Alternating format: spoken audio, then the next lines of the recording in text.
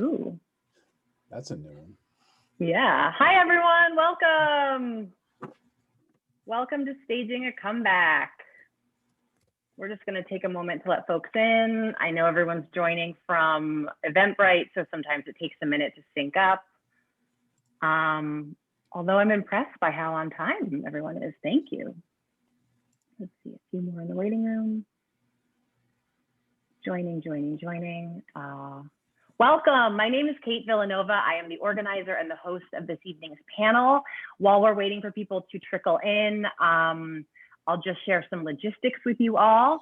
You can probably see this is not a webinar. It's a regular old Zoom meeting. Yay! So I ask that all attendees please keep yourself muted for the duration of the conversation. I have spotlighted the panelists. So if you're on a computer, you should be able to see them all on your screen at once. And if you're on a mobile device, if you swipe, I don't know, one direction or the other, you can see the speaker view. I want to let you know that this meeting is being recorded so that we can subtitle it for increased accessibility later. Feel free, if you'd like, to turn off your camera. And what else? I know at this stage in the pandemic, we're all a little zoomed out. We are going to try to keep this conversation contained to an hour. If time permits, we will open the floor at the end to questions from the audience. And of course, I think it goes without saying, but I'll say it anyway, this is a safe Zoom room and any disrespectful language or rude behavior will not be tolerated and I will personally kick you out. But I don't anticipate that happening, obviously. Let's see, how many people are here? No one else is in the waiting room, so, oh, here's one more person. Let's get started. Welcome to Staging a Comeback. Again, my name is Kate Villanova. I am an actress, a teaching artist, a theater lover, a New Yorker. I live in Astoria. I've organized this panel tonight for several reasons. I think, as we all know, because of COVID, numerous theaters and rehearsal spaces have closed their doors permanently, and many artists have been without work for the past year. And now, as theater companies and performance spaces are beginning to open their doors to the public, I think that we need a little check-in to see how the artists in these communities are doing and how their work is currently being supported. So my intention is to, in this conversation, reflect on the past year, talk about policies and programs that are working, and then we'll discuss the future and how we as an industry can build back better. And I can't believe I just said that, but it really is such a catchy slogan. This particular conversation will focus largely on ways in which the city government can help the performing arts to thrive and how we as artists and arts workers can continue to fight for policies and programs that support our work. And I'm getting passionate because my fist is up. I do want to acknowledge that obviously the performing arts are a vast field, especially in New York. We have musicians, dancers, comedians, improvisers, puppeteers, drag queens. This particular conversation will spotlight the voices of artists and advocates from the theater community, many of whom develop work in off and off-Broadway spaces. And we also have two city council candidates joining the discussion tonight, Evie Hantzopoulos, who's running in District 22, and Jeffrey Omura, who's running in District 6. I have invited these two candidates here tonight because they both have robust arts policies in their platforms. They are here to listen to the conversation, to share a little bit about their respective policies, and I hope eventually weigh in on how the city can do better by artists. And I do want to point out that I have invited these candidates here and they're not necessarily affiliated with or endorsed by the other panelists tonight. Let me take a breath. I've already talked too much, so I'm going to go ahead and introduce our panelists for the evening. These people have graciously agreed to lend their voices to the conversation, and I'm so very thankful to each and every one of them for being here. So in alphabetical order, we have Randi Berry, who's the founder and executive director of the Indie Theater Fund and Indie Space, which are two organizations that provide support to indie theater makers with funding, professional development, real estate advisory, and consulting services and advocacy. We have Liza Colón-Zayas, who is an award-winning New York theater actress. She's a member, or an original member of the Labyrinth Theater Company, and serves on their leadership committee. She can currently be seen now on season 4 of the critically acclaimed HBO series In Treatment. Holly Ann Devlin is an award-winning director, writer, producer, and community activist, and the owner of 3 independent live event and film production companies. She's the lead producer and creative director of Kaleidoscope Entertainment. Eric Lockley is an award-winning actor, writer, comedian, producer, and the founder of 2 Harlem-based organizations, the Movement Theater Company and Harlem 9. Eric serves as the producing artistic leader of the Movement Theater Company. And Lou Moreno is the artistic director of Intar Theater, whose mission is to nurture the professional development of Latino theater artists, produce bold, innovative, artistically significant plays that reflect diverse perspectives. And finally, I'm gonna shut up. Actually, no, first I'm gonna pass the torch to our 2 candidates, but I also wanna introduce our moderator for the evening, Risa Shoup. Risa has over a decade in senior leadership roles with New York City cultural and community development nonprofits. They currently serve as the interim executive director of the Alliance of Resident Theaters of New York. They are the perfect person to facilitate this conversation. Risa, before I pass it to you to begin the conversation with our arts panelists, I do want to give Jeffrey, and just because we won't hear from them for a little bit, I want to give Evie and Jeffrey an opportunity just to introduce themselves and say a little bit about, their platforms. So, Evie, why don't you kick us off? Sure. And how much time should I keep it to? Second time myself and not. Oh yeah. Gee, I don't know. A minute? Is that fair? Sure. 2 minutes? Yeah, whatever you want. I'm here for it. So hi everyone. My name's Evie Hantzopoulos and I'm running for City Council in District 22. I moved to New York in 1990 to become an actor and writer. And I wasn't very successful. But I had a lot of fun for a few years. I worked as a teaching artist in schools. I did, all that stuff that you do as an actor and a writer, and I actually did get my master's at NYU. But more recently, I have been the executive director of a nonprofit called Global Kids that works in New York City public schools. I also work as a community organizer. Housing justice is really important to me, as well as support for our small business and the arts. And I guess to keep it to a minute, I do have info on my arts platform on my website, but a lot of it comes down to, how do we make lives better for artists, because they are such an important part of our city. They bring us joy, they make us think, they keep us, I think, whole during times of crisis. And so for me, supporting the arts and supporting theater in particular is really, really important, because I was I was in theater. So part of what I want to do is really make sure that that artists are able to live in New York City. When I moved here, you could find a decent place to live. I started off in Williamsburg, then I came to Astoria.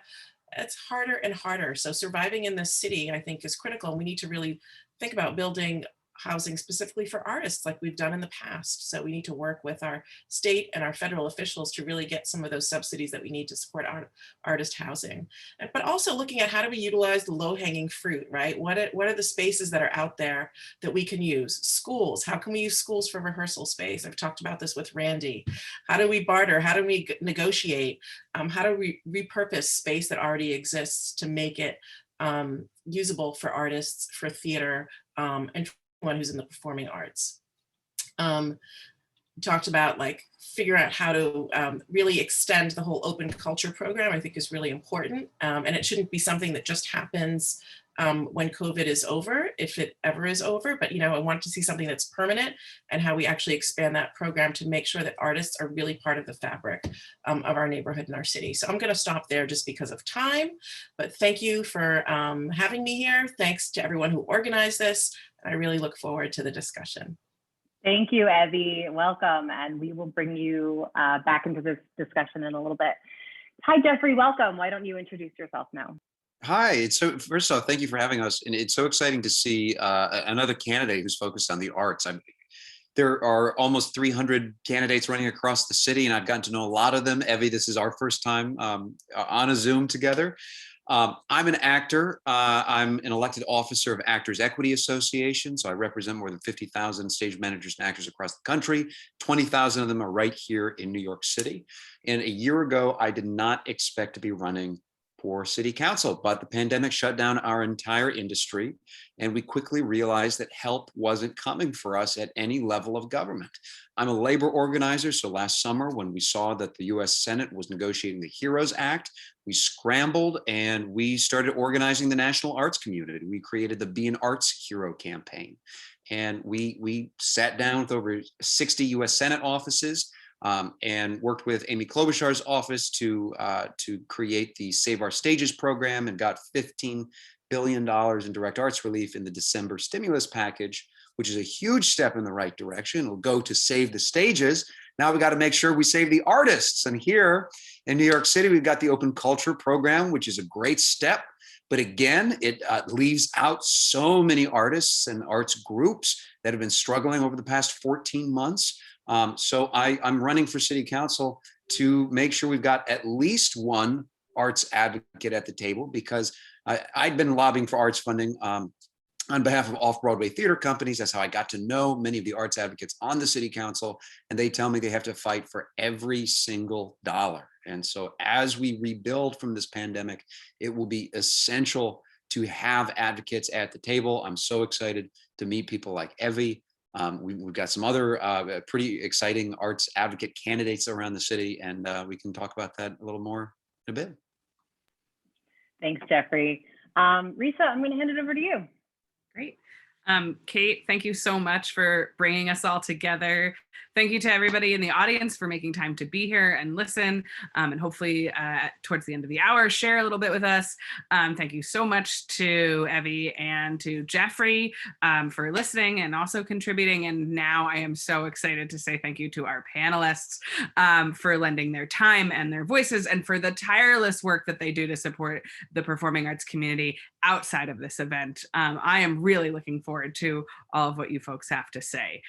So as we previously discussed, I have two kind of lightning round style questions to start us off and get the folks in the audience kind of introduced to who we are and what we do. And my first question, as you already know, is please name one way that your practice has changed during the pandemic. Some of you I know identify more as administrators, some of you as artists, some of you as everything in between. So take practice as expansively as you like. I'll call on you so we can stay organized and make sure we get to everybody. And the first person that I'm going to call on, because they unmuted first, is Liza. Lightning round. Okay. So, hi, I'm an actor. I've been a member of Labyrinth Theater Company for the past 3 decades. What changed in our practice was we had a show going up called Bees and Honey by Guadalista del Carmen. It was supposed to go up last spring, and then the plague hit, and we lost about 75 grand. We're a mostly all volunteer army. We do everything nuts and bolts, like, fly by the seat of our pants. We have 2 part-time employees. One we just added like a week ago. So it's been a hell of a year for a lot of levels, on a lot of levels. But somehow through Zoom, we've managed to just raise some funds to sustain the things that, the traditions that are really important to us, which is intensive ensemble, which is bringing in students, particularly from all over, about 30 students a year, and we put them through an intensive training. We are housed at Brooklyn College for that. We've had to do that through Zoom, and that was interesting but doable. And that's how we are dealing with everything. And I mean everything that we can create is happening through Zoom. How would I like it to continue? I Oh don't wait, know. save that one for next. That's the second question. Yeah, don't give it away yet. Yeah. All right. Thank you, Liza. I'm gonna go in the order of my squares now. Rewind. Yes. Eric. Hey everybody, Eric Lockley once again with the Movement Theater Company, who is committed to creating an artistic social movement by producing and developing new works by artists of color.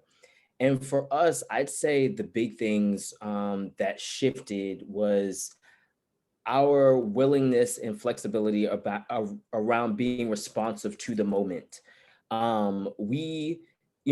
Theater, the process of theater making can be very long. Things are in development for a long time. And so we had productions that were in the beginning stages of getting to production and all that fun stuff. And so it was all halted. And after we took a pause that was around self-care and making sure we as humans were okay, and we decided that what our artists needed were, one, a joyful space. So we threw Zoom parties and we're like, artists, this is for you, our community. We just want to dance. We don't require you to make anything. We just want y'all to dance. So that was one thing. And then we recognized our artists, and specifically designers and immigrants, needed work. They needed the opportunity to stay in the country. They needed to be told, hey, we're giving you work. So we created One Move Designed By, where we featured 30 designers and commissioned them to do 3 to 5 minute digital pieces. And it was a great opportunity to give designers a platform. So I think, so I'll keep it to that, but I think being responsive, as well as we also created a Instagram account called Love Letters to Black People that was inspired by Alicia Harris's play, What to Send Up When It Goes Down, which we produced. So it was like, what do people need, and let's be responsive. And that's really what I think changed for us. Thanks. Holly Ann. Hey guys, I'm Holly Ann. I'm an independent producer. I had 111 employees on March 12th. And when everything stopped, we were only able to keep a handful of people on. But over the pandemic, we produced over 90 productions in person outside. So we took everything outside safely, starting all the way back in May of 2020. We were all over the 5 boroughs. We were massively active in passing open culture. We also work with Be an Arts Hero, kind of on a full-time basis, and we're working with Save Our Stages. And one of the big things that our company did was not only did we bring things outside and give them directly to the community, of course, everything was for free during that time, but we started performing a massive amount of political theater. So everything that we took was going directly to different ways that we could give back to the city of New York. So we were working on a lot of trying to help with reverse in the cultural affairs budget, things like that. We would put that actually into our work in a fun way. So people didn't necessarily even know that that's what we were talking about at first. So that's, that was kind of how we changed our, our motions, was really bringing outside and being a part of the community as many ways as we could. Incredible. Thanks. Randy. Hi, everybody. Randi here from Indie Theater Fund and Indie Space. We changed in a lot of ways this year. A lot of ways we didn't change because our model was kind of be responsive, do it quick, give money away. But what we did do was focus a bit more on the individual rather than the companies this year, because that was where it was absolutely necessary. A lot of artists were not doing shows, but they needed to eat, they needed to pay their rent, and they needed to get their medicine. And the other thing we were able to do this year, because our funders were a little bit more gentle with us, was unrestricted, unsolicited grants to people that needed them. And we were able to give pretty big ones to a few venues that were having a hard time keeping their doors open. And we were also able to give a handful of them to Black-run theater companies to hold space for their community after George Floyd's murder. We were able to do that for the AAPI community most recently, and to the Indigenous community. They're not huge, but they're impactful, and they came without any application or even any request for funds. So I hope to do more of that. I'm sensing a theme here in responsiveness, and we'll continue with that in a moment. But finally, Lou. Yeah, I'm unmuted. Yeah. So we kind of did a shutdown and just kind of take care of ourselves. And unfortunately, we did. Our executive director, John McCormick, passed away because of COVID, which really kind of sent our organization into a tailspin.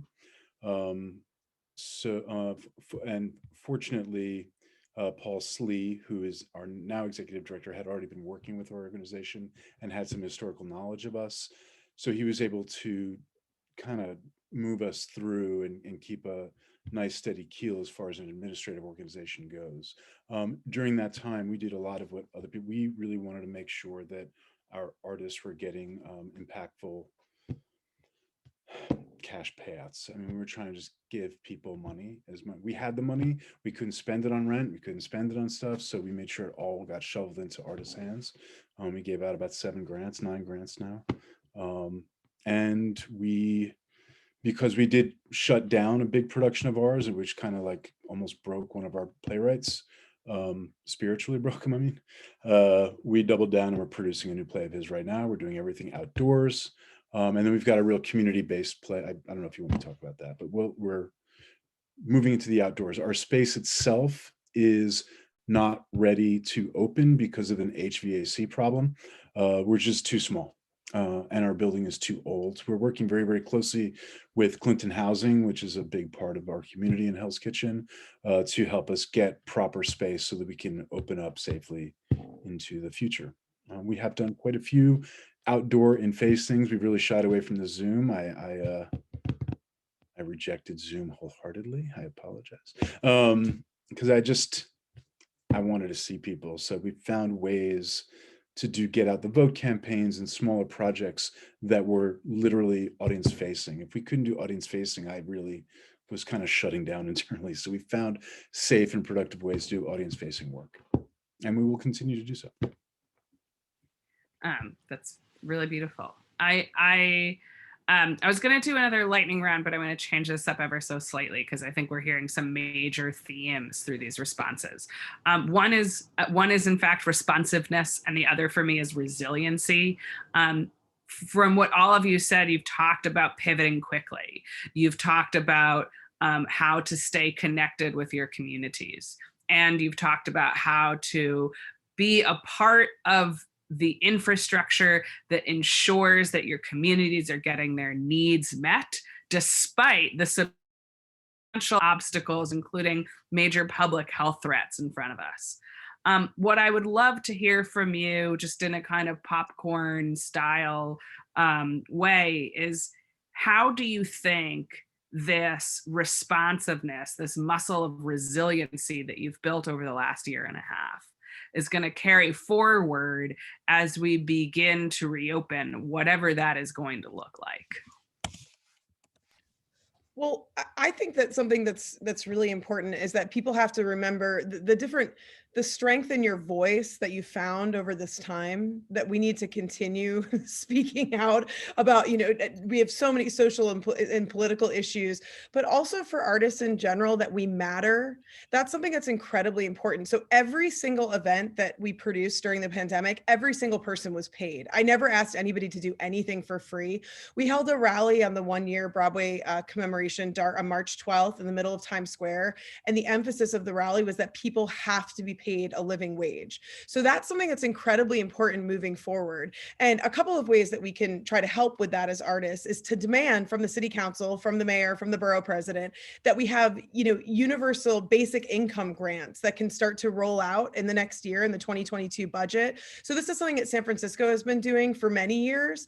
And they did it all through the pandemic as well, even in 1,000, 2,000, 3,000, smaller amounts that people could use on absolutely anything: childcare, healthcare, basic human things that you need to get through the day. And I think that's something that we've learned over the pandemic, is that we want to get cash in hand, and we want that cash to be able to be used for artistic ventures, but also just for people to live and to get by. And already a lot of our unions are talking about asking us to take, 50%, 30% decrease for fees when we're going back. And we can't say yes to that. We just can't. And we need to, continue to push for those rights with our unions and use our voices in that way. I also think one last thing is that somebody was speaking to this earlier, we have to make it affordable to live in New York City. I live like Lou, I live in Hell's Kitchen. I've been there for 21 years.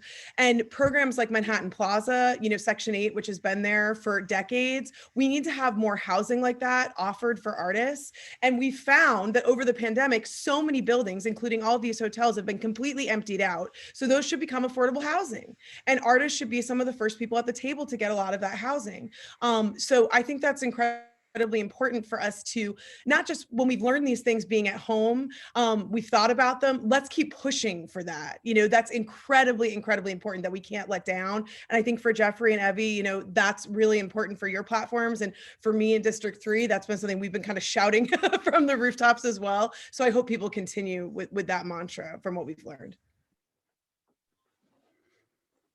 Other folks, and then I do want to begin to talk about building political power, but other folks, how do you think that this newfound resilience and this focus on responsiveness is going to carry forward for you?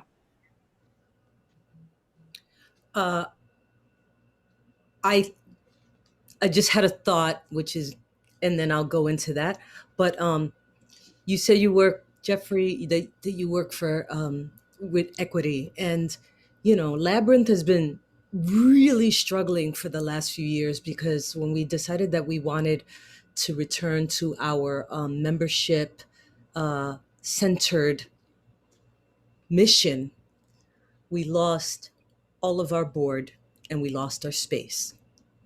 And so thankfully, our theater company, Cherry Lane, took us in, but now they've been hit, and now we're losing that space. So the problem is that when we try to do shows, and I just wanted to, for the record, everyone who does a show with us gets paid equity wages. No one, no one's doing that for free. I'm just talking about like, hey, if we want to produce something guerrilla style for a day, then that's it. Or, we need, papers copied, then we do all of that for free. But that said is that, it's been a real struggle with equity also to look at, like, we are not the Labyrinth with millions of dollars in the budget anymore. We are lucky if we have 150,000 like tops to try to operate off of. And thank you, Risa. Your grant, thank you. But beyond that, like, I wish equity could, step aside and like forget whatever that reputation is. Like, we are starting from the ground up all over again. And so look at how we can reimagine what those contracts can look like, so we can actually afford to put on these shows. Like, I mean, even with like a 2-person show, it just nearly broke us. So that's one thing. How responsiveness is moving forward, I guess, like, I'm a hermit, so I don't mind Zoom. But I think that it's great, like, we're moving into an era where we depend on computers for everything. And so, it has pushed me more into, kind of, let's look at hybrids. Let's look at how we can incorporate both. We have members who live across the country, and now for the first time, they can be in every meeting. They can be in every open project, whatever, where we want to get together. They can be at every reading. And the what else came out of this was, in stepping in, was like becoming more internal and, putting some money together to look at blind spot facilitators and our own blind spots. And it can get very heated. And so, having someone come in to really talk to us who think we're really kind of aware, and so that the work we produce is deeper and reflects that, and the rooms are safer. So this pandemic has forced us to really take our own inventory. I think that's so powerful, because especially what you're saying, Liza, about moving past our own politics in that way. You know, we might consider ourselves progressive, or we might consider ourselves as being extremely aware of, you know, how to be a part of social justice movements, but taking these moments to reflect and ensure that we really are being inclusive, and that we are, you know, learning the vocabulary and building workspaces that are, as you're saying, safer is so important, and it takes real effort to do that reflection, but it's a huge part of, I think, showing up generously and in a way that can, and with an approach that can really build trust.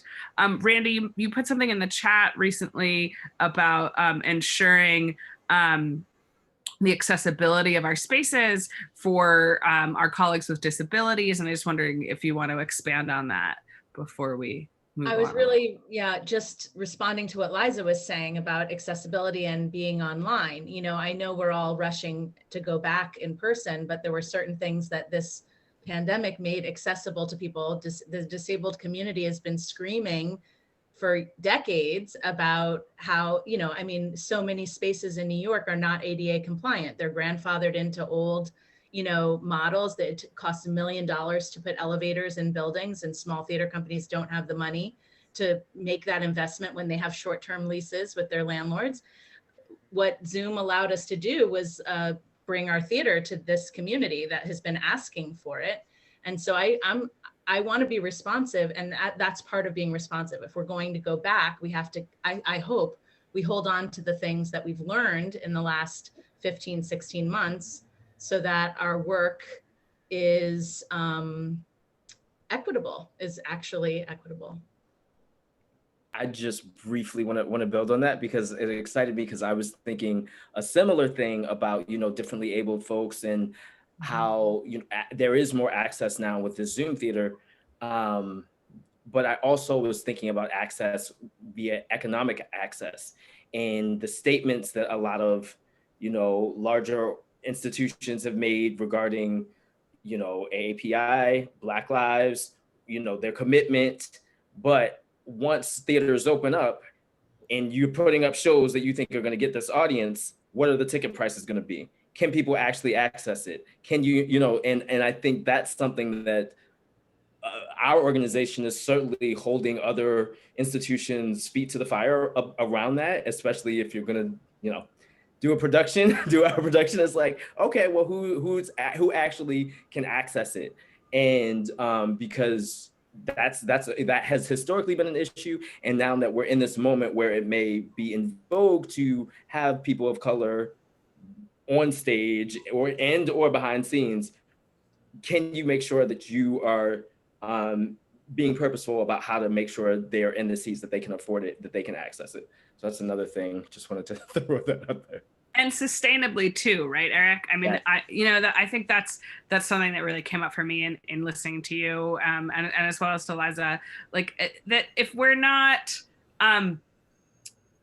being inclusive, if we're being inclusive in a moment where it is easier than it ever has been before, are we gonna continue that when it gets more complicated? Are we gonna continue that, you know, during the struggles to recapitalize as we reopen? And as you're saying, Eric, like, you know, how are we ensuring permanent places, you know, for folks of color? How are we permanently changing not just who we present, and I'm not overlooking the importance of that, but how our theaters operate, so that folks really feel comfortable?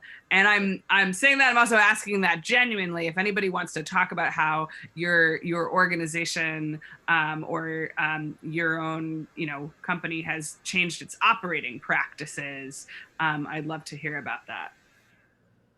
Well, I think that's something that's really important, speaking to what everyone's saying, is to make sure that there's something moving forward in budgets that allows for whatever your company's doing, there will be 10% of tickets can be set aside for free for people to attend. So whether that's using speaking to Liza about a hybrid. So maybe 5% of that 10% are, we're going to give you a free, you can watch it on Zoom if you're anywhere in the country, or if our theater hasn't become accessible yet, we're working on it, but it hasn't become, ADA compliant properly yet. We're going to give you free tickets so that you can watch this in a different way, like we've been able to do during the pandemic. And then the other 5% are going to be free tickets that are going to be for people in person. And we're also going to run this in an equitable way that's not going to be one of those insane lotteries where everyone has to go on at 12:01 and is having a heart attack. Because I swear, like during the pandemic, so many things like that, getting a vaccine, signing up for things, it's like supermarket sweep, like everyone's like Hunger Games. So having like a really actual equitable lottery so that people can sign up, and there are many tickets that are open over the course of however many weeks. I also wonder too, a big reason why we're doing so many things outside is because we do want to just offer spaces for people to kind of wander by and see things for free. And that's a lot of what Open Culture has offered. So we can sell tickets in a certain section, but then we can also just have people in the neighborhood view what's going on if they're not able to purchase tickets. And I think that that's something that we're definitely going to continue doing. And I hope that others will be able to continue doing that too. But I think it's important that we start budgeting in more, free opportunities for people to come so that everybody can have access and tickets aren't all $100 across the board. Lou, I think you had yeah. So I'm gonna maybe throw a wrench in this. I think it one of my issues is that I do not understand to this day why it is incumbent upon the theater companies to be making these concessions for audiences. New York City has claimed that the American theater is every New Yorker's birthright. And to be honest with you, if you want to be called the city of Hamilton, you need to start to pay, and this is the city, needs to start to pay for the theaters that produce Hamilton. Now, Intar Theater didn't produce Hamilton. Labyrinth Theater didn't produce Hamilton. None of the indie theaters did. However, every single person in Hamilton cut their teeth in our theaters.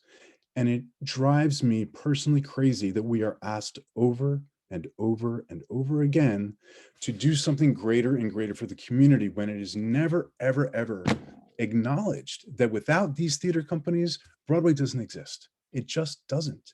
You're not going to put an amateur on Broadway and charge $400 a seat, are you? No, you wouldn't do that with a doctor. You wouldn't do that with anything. So I appreciate all of the effort that you're doing to make sure that everybody, I love that about Open Culture. That's what we're doing. We're selling 50 seats, but there's probably going to be 100 people that walk up and down 52nd Street and get to see it anyway. That's cool. That's community. That's what Intar should be doing. But I do shiver when I hear, oh, let's give away 10 tickets here. And that is the thing they've always asked us to do. And it's time, it's time for them to be doing it for us. So I hope that wasn't offensive, but wait, I don't want to leave this. So here's some things that I've heard on ways that our city can give our independent theaters the resources they need to continue to uphold these values of equity and inclusion and continue to give diverse storytellers the opportunity to tell their own story. Because that's like what we want to do with our programming, right? So here are the things that I've been hearing tonight. Lou, you just talked about essentially like ticket subsidies, right? Like nobody here doubts the need to make it, nobody here doubts the need for greater economic accessibility. Sorry, it is late in the day and my words are clumsy. Nobody doubts the need for greater economic accessibility in our theaters. And you're absolutely right. For smaller budget sized independent theaters, doing that means you're fighting against yourself. And it means if you subsidize that ticket cost, how are you going to pay that actor the wage that they need, which everybody here has spoken so profoundly about, needing and wanting and actually doing, whether they're, producing outdoors on Zoom or someday soon again on stage. So we need we're looking for public ticket subsidies. We've talked a lot about housing. So this is a thorny issue for me. I have some experience with city planning. It's my understanding that we can't build artist-specific housing, but we can market to artists. So I'd love for us to talk more about like how can we really create housing that meets the needs of artists, and maybe we could talk about what those needs actually are and why buildings like Manhattan Plaza have been so successful, and maybe also why we don't have more of them. I've seen some things in the chat, and I've heard some things from all of you about the need for affordable, accessible workspace. I would love for us to talk more about that. What are our other needs that and I really love, Lou, how you phrase this. What are our needs that we want the city to help us meet, rather than having, again, to kind of split hairs in smaller budgets to meet those needs ourselves? I think that getting affordable spaces for us, people said in the chats, they were like, how can we have kind of a Section 8 of rehearsal space? I mean, one of the ways right now that we're able to do as much as we're able to do is we're getting all of these venues, and I'm very fortunate, and I know this is like a massive privilege right now that we're getting a lot of venue spaces for free right now, and doing a split with tickets versus doing an upfront guarantee as restaurants are trying to come back. So like restaurants that have spaces in their basement that aren't being used, they're giving them to us as rehearsal spaces or performance spaces. There are so many spaces in the city that are going unused. Like Chishama does this, an incredible job of letting people use open storefronts.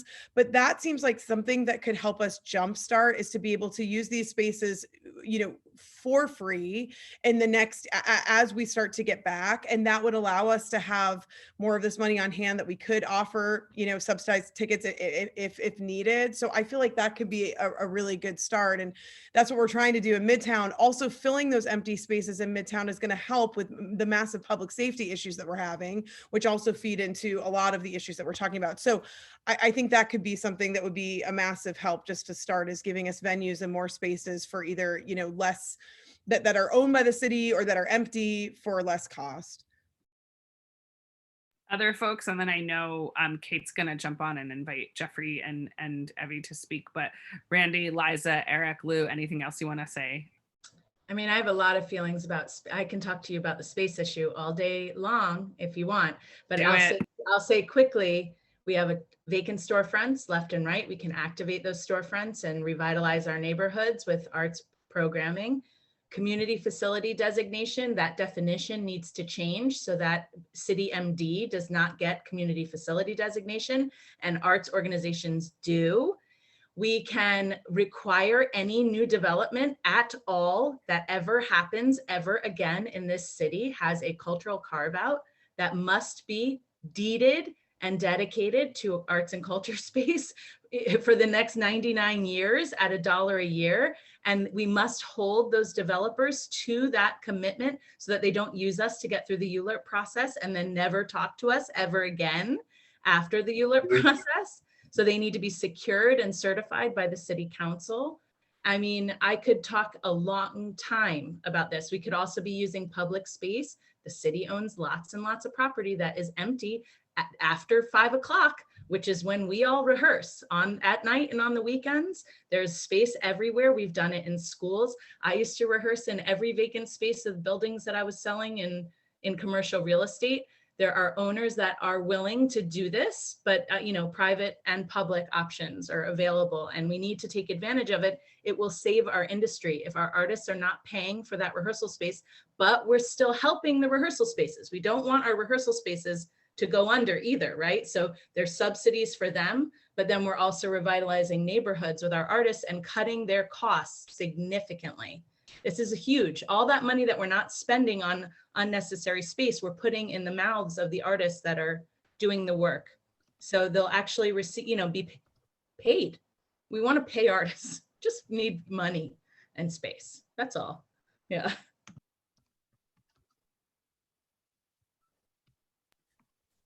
Kate, I think this is your moment.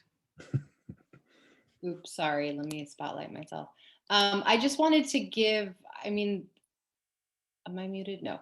All of these ideas are so fantastic. And I don't know if you guys can see, the chat is popping off right now. I just want to give Evie and Jeffrey a chance to respond, because I know a lot of what's being discussed are things that are in both of their policies. So I just want to give them a chance to, I don't know, share some ideas. So feel free to hop in there, you two. Sure. Oh, Jeffrey, go ahead. You want to go? Oh, you do it. Go for it. I mean, there's like so much here. So it's like actually really exciting to hear all these ideas. And I think like you got to some of the things that have gotten to me or frustrated me. I run a nonprofit, right? And so I get grants from the government, Gen Op, like making that permanent, like why did it have to take a pandemic for foundations, you know, to provide Gen Op? I mean, we know how to manage our resources and we should be able to do that in the least restrictive way. And I think hopefully that, you know, funding, whether it's coming public funding or whether it is, you know, private funding, that that trend continues because it is freeing, and the opposite is very oppressive in many ways as well, right? So I think like really looking at how to push for that, even on the city council level, how to make the process for receiving, you know, contracts and grants less restrictive, less onerous, I think is really, really important. It will just free you up to do the things that you want to do. I think the other thing too, regarding this whole thing of community facilities, you know, I'm on my community board, I chair the housing committee, but like when I joined and I, you know, developers would come before and say, we're going to put in a community facility. I was like, oh my gosh, that sounds great. I had no idea that it really wasn't a community facility. Number one, it could be a doctor's office, could be a daycare. Not to say that those things aren't needed, but that's not what I had in my mind. And then I learned that, you know, community facilities aren't really always for community use. I mean, it's folks who pay rent, the landlords make money, and yet they get these rezonings and give very, very little in return for the communities that need them, including the artist community. So I think, you know, and any plans that they get approved, unless you're talking a large scale development with a restricted deck, they're non-binding, right? So, you know, they'll say, yes, we have this, they'll bring in that theater company, that arts organization, or they'll bring in, you know, that nonprofit and say, we're going to provide this for them, but they are not bound to it. And I think that that has to change because they get these rezonings, their, you know, land value increases. And then, you know, the people who actually like need the space or the theater or promise this or that, they don't get it. So I think like those are some things that, you know, on the city council level that we should be looking at as we, you know, rebuild, because, you know, there's a situation right now where a theater was promised to a local, you know, theater based here in Astoria. And when the pandemic hit, they talked to the landlord about renegotiating. They wanted the development. And the developer said that they were going to provide this theater, and now that they're not doing it because they ended up finding another space because they couldn't get a better deal. So I think it's just, you know, we need to kind of put more pressure to really make sure that we're supporting, you know, such an important part of our economy and our fabric, you know, here in New York City. What makes it special, it is the arts. And so we need to find ways to preserve that. And also just this whole concept of mutual aid. I've been doing a lot of mutual aid work over the past 15 months. Like I love to hear the stories of basically how, you know, the theater community has been providing mutual aid with one another and really figure out how that can be continued going forward, you know, that we don't have to be in competition with one another. Like we can be there to support one another, and that the well-being of one theater or, you know, one artist is bound up in the well-being of everyone else as well. So really kind of figuring out how to keep that kind of momentum going forward, I think would really serve everybody. So I think those are just my quick thoughts on kind of what I heard, but really great ideas. Some of them which are in my policies and some which now I want to add that you all suggested. It's so exciting to hear all of these ideas because most of them are in my arts and culture policy platform. These are the exact things we've been talking about for the last 6 months of this campaign, and so I'm glad we're going in the right direction here. I got into the union governance at Actors Equity through organizing, helping to create and organize the Fair Wage on Stage campaign. At the time, I was working at the Public Theater downtown with their mobile Shakespeare unit, going into prisons and performing Shakespeare at Rikers Island. And our union negotiated salary was $593 a week. After taxes, that's about $400. And living in Manhattan, you cannot survive on $400 a week. That was 2016. At the time, the Public Theater had an annual operating budget of about $40 million. A couple years later, because of Hamilton, their annual operating budget was about $60 million.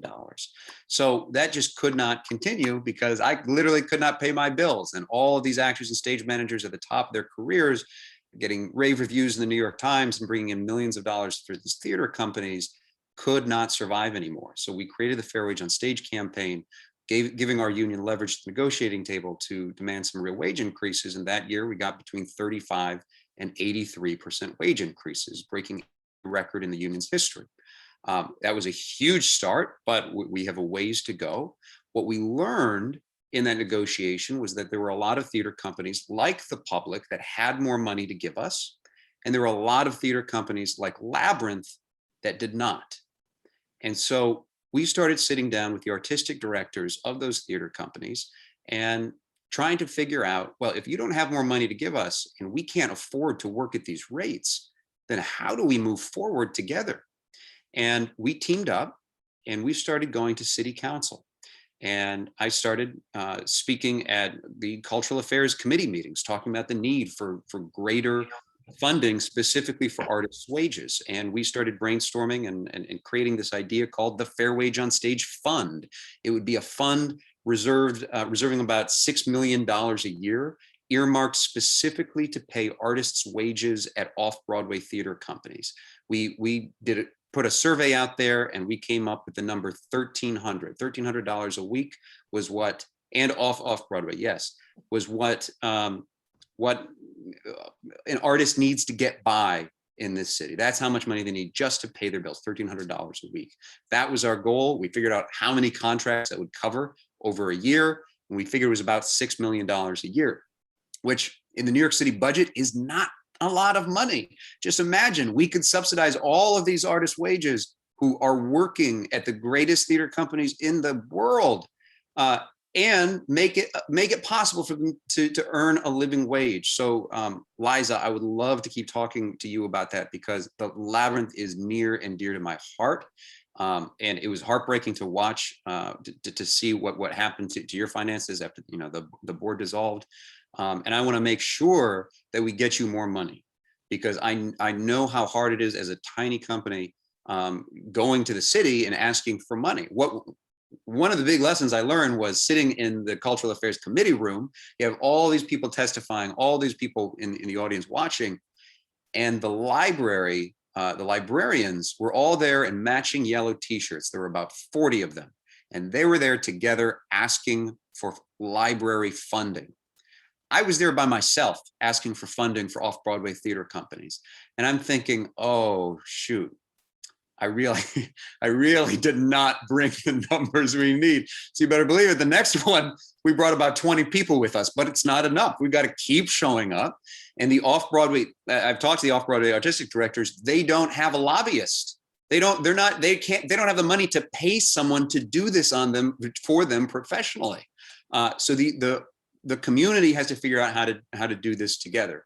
But this is also why I'm running for city council, so that Evie, I'm sure Evie knows what committee assignments she wants. I want to chair the Cultural Affairs Committee.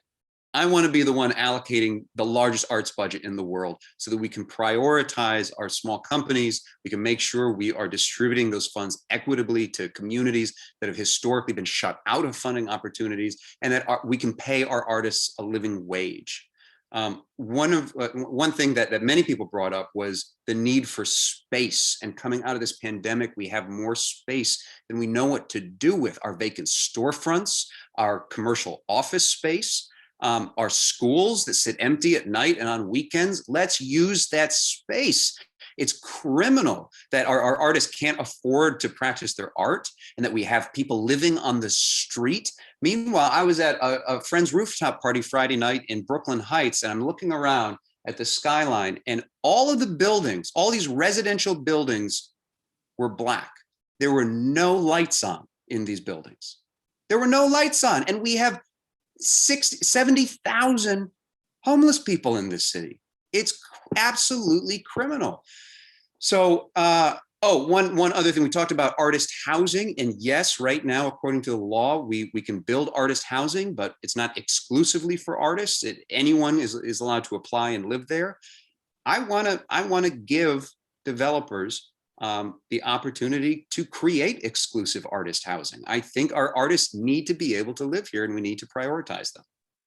I think those were all the points I wanted to cover. I just want to jump in real quick because Lou, I know you wanted to respond to something earlier, and I just wanted to give you the chance, something that someone said.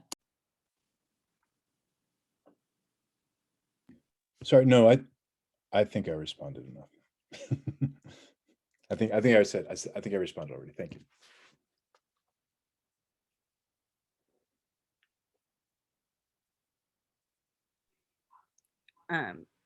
Kate, do you want to uplift any questions from the chat?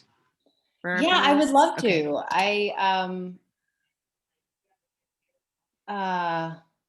If you guys have questions, drop them in. I saw one before about, I'm trying to find it, White Horse Theater Company. There's one other thing I wanted to touch on, Kate. I forgot. So just in December, Councilmember Van Bramer introduced a bill to create an artist registry in the city. And it's a really exciting idea. It hasn't passed the city council yet. But the idea is that all of the artists would be able to register themselves so that the city can keep track of them. And so when there are programs available for artists, whether that's housing or direct subsidies, all of the artists in the registry would be able to qualify for it. And they're still figuring out, how would someone, how do we determine who is an artist? We're still figuring that out. But there's a $25 million pilot program right now that the city just announced a few weeks ago to directly hire artists, to directly put artists to work. $25 million. It's huge. If we can keep that growing, we could create something like a universal basic income for the artists in this city. And Minneapolis is experimenting with this. San Francisco is experimenting with this. France has a robust unemployment insurance system for artists. So we gotta think big, and we've got to think, how do we keep our artists living and working in this incredibly expensive city? And I think one of the things that we've seen in the pandemic is that we do have the ability to organize ourselves and leverage our political power to push forward a lot of the ideas that we've talked about this evening. And I know that we're at 9 o'clock and a lot of us have other obligations, fortunately or not. I know I'm one of those people, but one thing I want to leave us with is the notion that we should never stop organizing, whether it's the work that a lot of the institutions that are reflected on this panel are doing, or the Culture at 3 calls, or other groups that have sprung up during the pandemic. Let's not lose this motivation to organize and leverage our voices to pass some of these policies. There's no reason why the things that we're talking about can't happen in this city. There is plenty of space, as we've discussed, that can be used affordably for arts and culture. There is plenty of money in this city. Developing a UBI program and expanding funding for groups and individual artists is completely possible. We just have to organize to get it done. And one of the things that we've seen and talked about here is that in the last year and a half, is that we have become more responsive and we have become even more organized. So let's keep that up. I don't know, Kate, if there's anything else that you had wanted to say, and I'm certainly would love to hear any final thoughts from our wonderful panelists. I have nothing. I'd love to hear final thoughts from panelists. And then just to let everyone know, I'm going to put in the chat just a list of all of the wonderful organizations and people who are represented up here today. But I'll wait on that until people are finished speaking.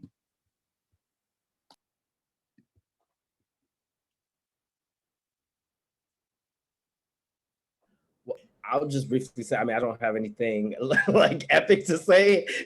So that's why I'll start now. So I don't have to be the last person. But no, I just thank you. This is what Randy put in the chat and has consistently been a coalition builder. And I absolutely believe in that. I absolutely believe that these type of discussions and figuring out ways that we can work together and ways that we can activate communities to actually take action is so, so important. That's what art does, but that's also what discussing and organizing does. So it's just been such an honor to be a part of this panel. And I'm really excited for how things move forward, as long as we continue to work together and find ways in which we can build coalitions within our communities. So thank you all. I think it's important for people to stay engaged with their elected officials and to know what your elected officials can do on the local level. So, you know, talking about even with your district leaders, it's incredibly important, and to hold people's feet to the fire about what their jobs are and how they have to help and support us. And that's something that's going to be massive, especially as we're coming into this new election, and to really be aware of why people are running, what their platforms are, how they can enable us, you know, to really soar as artists. So that's incredibly important over the next 6 months, especially. Yeah, I just wanted to say resource sharing, transparency, coalition building, being in constant engagement with everybody in the city council. And one of the ways to do that is to be sure that you're communicating with the League of Independent Theater that is talking to elected officials all the time, New Yorkers for Arts and Culture, whoever is working with who's ever, you know, kind of behaving in an advocacy role in your life. Make sure that the Art New York is doing that, the Fund and Indie Space do that, but you know, there's specific organizations like the League of Independent Theater and New Yorkers for Arts and Culture that are doing this every single day. And so I hope that our elected officials, both Jeffrey and Evie, will make sure that they're staying in contact, and that also all the artists on this call realize that, you know, they're going to be working for us. And so we have to tell them what we need from them and help guide that with, you know, for them and with them. And we can do that by staying connected and continuing conversation. Transparency too is big. You know, this kind of open conversation and us not being afraid to say what we really need is key. Thanks so much, everybody. What a fun panel. Thank you for making this happen. I always feel like these problems are just so overwhelming, and thank you for, you know, asking me to be a part of this, even though I was terrified. And thank you all. You all had really incredible things. Just great information. And Eric, what you said about joy in a time right now, and thank you for reminding me about that.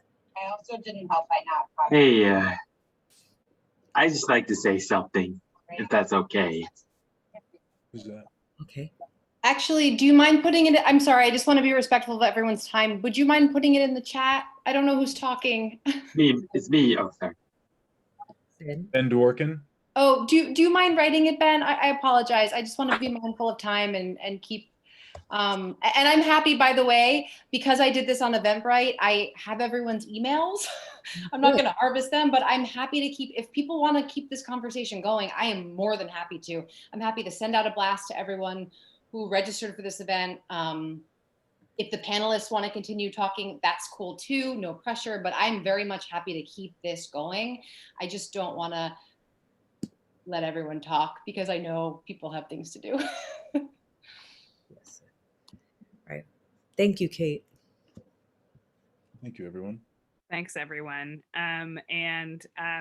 Don't forget to vote in the June primary. There are lots of early voting opportunities coming up, as well as the actual election day on June 23rd. I really hope I got that right. Yep, I'm seeing that. It's great.